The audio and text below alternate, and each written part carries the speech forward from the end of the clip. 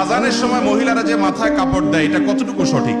আজানের সময় মহিলাদের জন্য মাথায় কাপড় দেওয়া এটা কোনো জরুরি কিছু না। আমাদের সমাজে মহিলারা আজান হলে বাসা বাড়িতে থাকলে মাথায় কাপড় দেয়, ঘুমটা দেয়, মনে করে এটা আজানের হক। আজান দিলে জবাব দিতে হয়, জবাব দেওয়ার খবর নাই, মাথায় কাপড় দেয়। আরে বোন, জবাব দেন আপনি। জবাব কিভাবে? মুয়াজ্জিন আল্লাহু আকবার বলেছে, আপনি আল্লাহু আকবার বলেন। মুয়াজ্জিন আশহাদু আল্লা ইলাহা বলছে, আপনি আশহাদু আল্লাহ বলেন। কুলু বিসলামা ইয়াকুলুল মুয়াজ্জিন, মুয়াজ্জিন যা বলছে আপনি হুবহু তা বলেন।